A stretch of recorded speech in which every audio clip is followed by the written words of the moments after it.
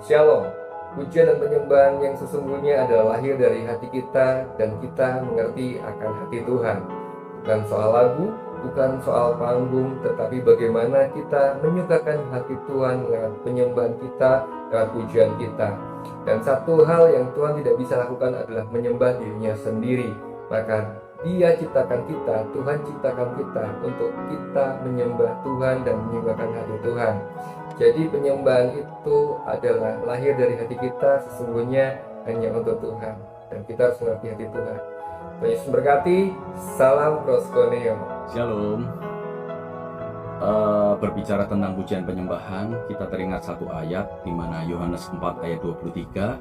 Saya ambil bagian B, bahwa Bapa menghendaki penyembah-penyembah yang demikian. Nah, pujian penyembahan di era sekarang itu berbicara bukan hanya sekedar aktivitas kita di atas panggung, di atas mimbar, saat kita menyanyikan pujian, saat kita berada dalam pelayanan pujian penyembahan, bukan. Tapi yang Tuhan rindukan adalah penyembahnya. Siapa itu? Diri kita. Dan Tuhan merindukan penyembah-penyembah itu adalah diri kita. Orang yang hidup dalam kekudusan dan yang berkenan kepada Tuhan, seperti Roma 12 ayat 1. Itu merupakan persembahan yang terbaik buat Tuhan. Jadi bukan aktivitas di atas mimbar. Sebab yang sering saya temui bahwa sekarang ini banyak orang hebat di atas mimbar, tapi di bawah mimbar tidak hebat. Nah, yang Tuhan rindukan bukan demikian, tapi yang Tuhan rindukan adalah persembahan yang hidup, kudus, dan berkenan. Di atas mimbar maupun di bawah mimbar adalah sama. Nah, itulah pujian Tuhan. Shalom. Seorang worship leader juga wajib menguasai banyak lagu-lagu yang bertema dan juga menguasai kunci dari lagu-lagu tersebut. Karena saat sedang melayani Tuhan, kemudian Roh Kudus membawa seorang worship leader untuk menyampaikan pesan lewat pujian atau lewat lagu, dan Roh Kudus mengajak untuk berbicara tentang satu tema, misalnya tentang hati Bapa. Maka seorang worship leader tidak lagi tergantung dengan lagu yang sudah dipersiapkan di list lagu, tetapi dia harus percaya diri, bersiap untuk menggantikan lagu sesuai dengan pesan Tuhan yang Tuhan taruh di hatinya saat sedang melayani. Katakan saja misalnya Tuhan akan berbicara tentang hati Bapa. Maka seorang worship leader harus berani untuk menggantikan lagu itu, lagu yang sudah ada di list, karena dia harus nurut apa yang disampaikan oleh Roh Kudus. Itu sebabnya misalnya dia minta lagu dengan nada D misalnya, kemudian dia angkat lagu itu, Bapa sentuh hatiku, ubah hidupku menjadi yang baru. Nah, di situ dibutuhkan skill. Seorang worship leader selain dipimpin oleh Roh Kudus harus punya skill dan harus bernyanyi dengan jiwa. Disitulah pesan lagu akan tersampaikan dan pesan Tuhan juga tersampaikan di saat yang sama. Semoga menjadi berkat. Tuhan Yesus memberkati. Puji Tuhan, hari ini kita akan bicara tentang pujian penyembahan di masa sekarang.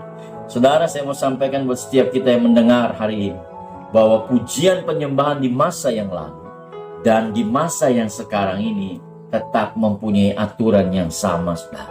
Apa aturannya? Saudara, firman Tuhan di dalam Yohanes pasal yang keempat, ayat yang ke-23 dan 24. Bahwa Bapa mencari penyembah-penyembah yang benar, yang menyembah di dalam roh dan kebenaran. Garis bawahi, penyembah-penyembah yang benar, artinya hidupnya harus benar, menjadi pelaku firman Tuhan. Nah, yang kedua, harus dipimpin oleh Roh Kudus, dipenuhi Roh Kudus. Sebab Allah kita itu roh, saudara. Jadi aturan yang dulu dan sekarang sama, saudara. Yaitu penyembah-penyembah yang menyembah Bapa di dalam roh dan kebenaran. Tuhan memberkati. Shalom. Memahami arti pujian penyembahan yang benar, kita harus mengerti bahwa kedua hal ini merupakan dua aspek yang saling berkaitan, yang tidak didasarkan pada jenis lagu atau tempo atau nada tertentu. Kata penyembahan sendiri dalam Perjanjian Baru sering diartikan sebagai proskuneo, yang berarti tersungkur di hadapan atau bersujud di hadapan. Hal ini merupakan gambaran suatu sikap kerendahan hati dalam mengagungkan dan memuliakan Tuhan. Oleh karena itu, pujian penyembahan yang benar harus berpusat kepada Allah saja dan memuliakan Tuhan.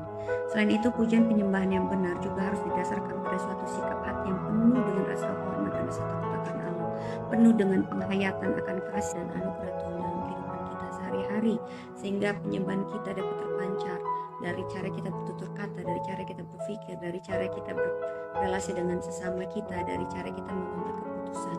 Biarlah itu semua dapat menjadi wujud pujian dan penyembahan kita kepada Allah kita. Terakhir, pujian dan penyembahan yang benar harus berdasarkan sikap hati yang mau selalu terbuka dan bertobat dan memiliki pembaruan pikiran setiap hari. Shalom.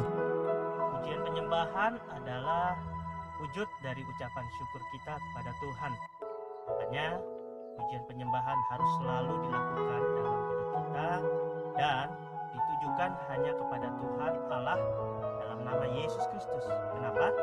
Karena kita melatih hidup rohani kita untuk di surga nanti.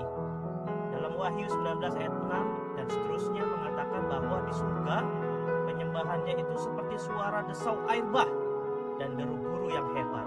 Nah, supaya di surga nanti kita nggak kurang persiapan, supaya kita di surga nanti nggak kuncup atau kurang ucapan syukur, supaya di surga nanti kita nggak kurang puji Tuhan, supaya di surga nanti kita nggak kusem kurang sembah Tuhan. Ayo latih tubuh kita untuk memuji menyembah terus. Salam terus menerima. Shalom, kita mau bicara tentang pujian dan penyembahan.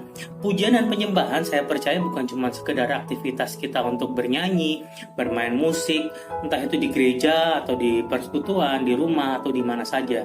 Tapi pujian dan penyembahan itu seharusnya segala bentuk aktivitas kita tentang memuji dan menyembah Tuhan.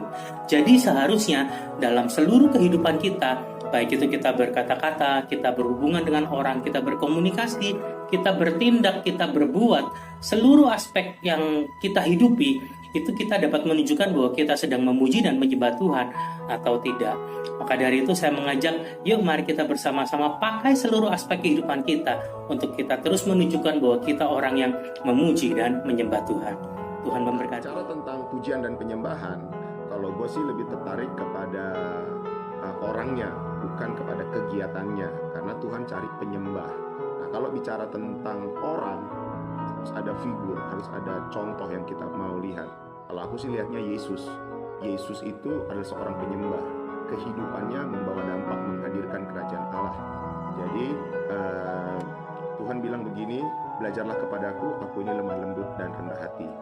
Seorang penyembah adalah orang yang lemah lembut dan rendah hati, bukan orang yang ego, bukan orang yang sombong, bukan orang yang gak bisa dinasehatin, bukan orang yang mengandalkan kekuatan, skill. No. Lebih kepada lemah lembut dan rendah hati. Yang pertama. Yang kedua adalah kita bukan hanya bicara tentang angkat tangan, tapi kita bicara tentang turun tangan.